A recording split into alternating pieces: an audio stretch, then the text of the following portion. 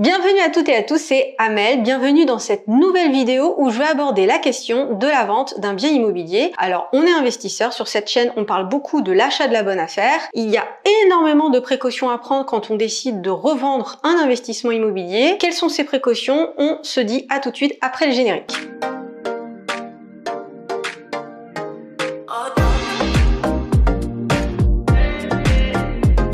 Je constate qu'il y a beaucoup d'entre vous qui regardent les vidéos et vous n'êtes pas forcément abonnés, donc n'hésitez pas à cliquer sur la cloche en dessous de la vidéo et dans la description de la vidéo. Pour ceux qui démarrent dans l'investissement immobilier, j'offre une masterclass d'1 heure sur les différentes étapes de l'investissement immobilier. N'hésitez pas à y jeter un coup d'œil. Alors sur la vente de l'investissement immobilier, sur la vente immobilière de manière générale, il y a un certain nombre de précautions à prendre. Moi je suis dans cette phase actuellement et en fait la démarche elle est totalement différente que lorsqu'on se positionne en tant qu'investisseur immobilier et que l'on souhaite acheter la très bonne affaire. Alors l'une des premières précautions à prendre, c'est bien évidemment de savoir comment est-ce que on va s'y prendre pour vendre le bien immobilier. Alors ça paraît être totalement évident ou simple, mais il y a deux possibilités. Soit vous pouvez le faire directement, soit vous pouvez le faire par le biais d'un intermédiaire du type agent immobilier ou du type notaire. Alors l'un ou l'autre des process ne va pas du tout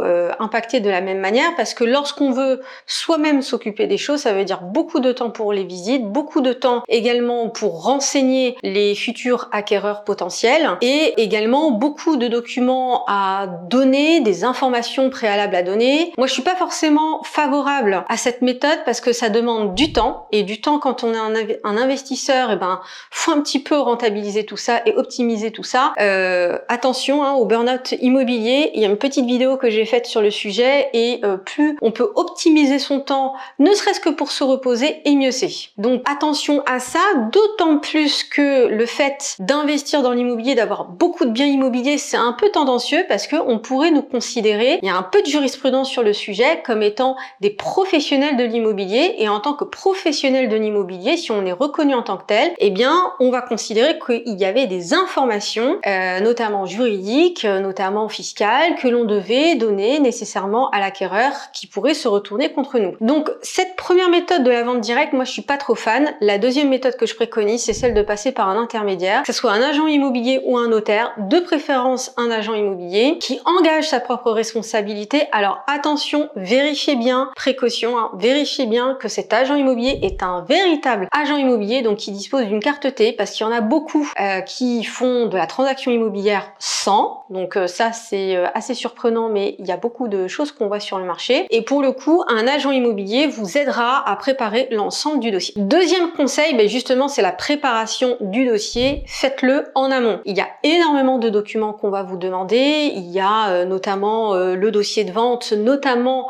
donc l'acte définitif de vente. C'est pour ça que lorsqu'on est acquéreur d'un investissement immobilier, soyez très précautionneux pour récupérer et conserver le jour même l'ensemble des documents qu'on va vous donner, que le notaire va vous donner. Même le décompte des charges est très important pour votre comptabilité, donc ne serait-ce que pour la comptabilité, pour la fiscalité, mais pour un jour la revente. Moi je vous conseille vraiment de tout scanner, de tout mettre dans un drive, une Dropbox, pour tout conserver et pour pouvoir travailler sur du long terme. Et en cas de revente, tout est classé et tout se fait très rapidement. Beaucoup de documents vont vous être demandés en passant par la taxe foncière. Parfois on peut vous demander, pour ceux qui achètent en copropriété, de justifier de certains travaux pour voir si effectivement il n'y a pas eu de récupération donc sur des parties communes. Donc attention à certaines spécificités en copropriété. Pour ceux qui investissent donc en copropriété sur Paris avec du sani-broyeur, alors là c'est encore pire parce qu'il y a beaucoup de réticence des acheteurs et lorsque les acheteurs acceptent donc d'acheter ce type de bien, il va y avoir beaucoup de justificatifs, notamment sur les travaux. Généralement on va vous demander aussi l'accord de la copropriété et de la mairie pour justifier que ce sani-broyeur est bien posé en toute légalité. Donc attention à ce genre de détails qui font que, au final, vous pouvez trouver le meilleur acquéreur possible et vous allez avoir une vente tout simplement qui va pas aboutir parce que il y a des petits éléments d'information que vous n'avez pas donnés. Tous ces éléments-là, pré-état daté pour ceux qui investissent en copropriété, donc les baux,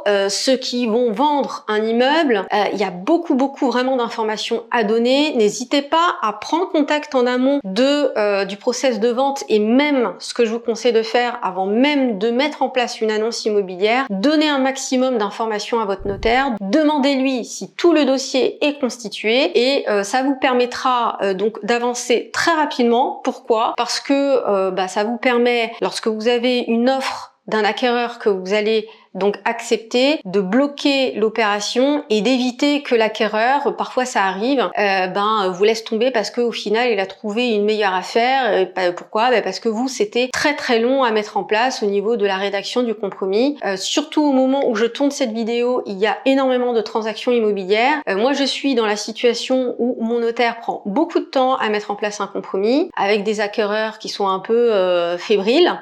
Donc même si le dossier a été préparé en amont avec un agent immobilier, c'est vraiment pas confortable. Troisième conseil, soyez extrêmement attentif à la qualité de votre potentiel acquéreur. Alors ça paraît être évident, mais lorsqu'on est acquéreur d'un investissement immobilier, on sait que l'un des enjeux c'est le financement bancaire. D'ailleurs, je vous rappelle, pour ceux d'entre vous qui débutaient en investissement immobilier, que j'ai une masterclass donc gratuite et d'1 heure donc accessible où je parle très longuement du financement bancaire. Donc vraiment le lien est en description de cette vidéo, n'hésitez pas. C'est vraiment 1 heure chrono de votre temps que vous allez prendre. Il y a vraiment des règles liées à l'investissement immobilier, le financement bancaire. Donc ça peut vous intéresser. Et pour le coup, lorsqu'on se retrouve en qualité de vendeur, il faut faire attention à pas avoir des acquéreurs touristes, d'où l'utiliser de passer par un agent immobilier qui va prendre le soin il faut prendre un agent immobilier qui travaille en ce sens, qui prendra le soin de vérifier aussi le profil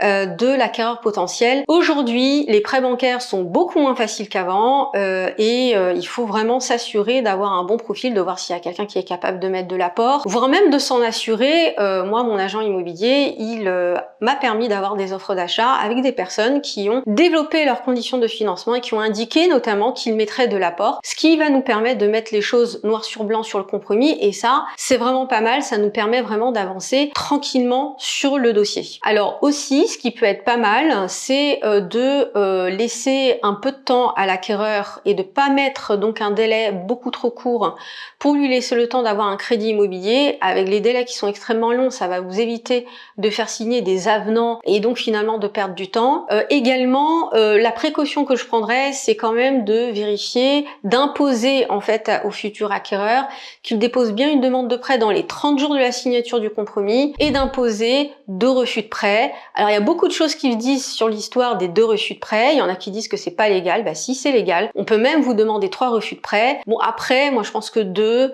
c'est bien. Un refus, c'est trop facile pour l'acquéreur de s'en sortir, de se retirer de la vente. 2 refus, c'est le juste milieu. 3, c'est vraiment trop excessif. Personnellement, moi j'ai déjà failli refuser de signer un compromis parce qu'on me demandait 3 refus. Donc faites attention aussi à pas être trop dans l'excès et certains acquéreurs peuvent être rebutés. Attention parce que avec donc ce qui s'est passé en termes de crise sanitaire, faut savoir que le marché s'est renversé dans certains secteurs. On n'est plus sur un marché de vendeurs mais d'acquéreurs. Les acquéreurs ont un peu plus le pouvoir parce que c'est plus compliqué d'avoir un crédit immobilier. Donc il faut pas être hyper strict non plus. Il faut que la transaction puisse avancer. Voilà mes principales préconisations lorsque vous vendez un bien. Va y avoir une autre vidéo sur la chaîne YouTube sur le sujet parce que je suis en train de vendre mes biens et puis je vais vous parler un petit peu de la suite, ce qui se passe en dehors du compromis, d'autres précautions à prendre. J'espère que cette vidéo vous a plu. Alors, petite question que je pose à chaque fois en fin de vidéo et que vous allez retrouver en description de cette vidéo. Est-ce que vous avez déjà vendu un bien immobilier après avoir eu un passé d'investisseur immobilier? Souvent, quand on investit dans l'immobilier, on se dit on va conserver très longtemps les biens et j'aimerais savoir si il vous est déjà arrivé de faire ce que l'on appelle de l'arbitrage. Réponse oui ou non. La réponse, vous l'aurez sur ma communauté Instagram. Donc n'hésitez pas à voir mon compte Instagram que vous allez trouver également. Donc il y a un petit lien en description de cette vidéo. Et puis moi, je vous dis à très bientôt. Si vous n'êtes pas encore abonné à ma chaîne, allez-y, n'hésitez pas. Et on se retrouve pour de nouvelles vidéos sur le sujet de l'investissement immobilier. À très vite.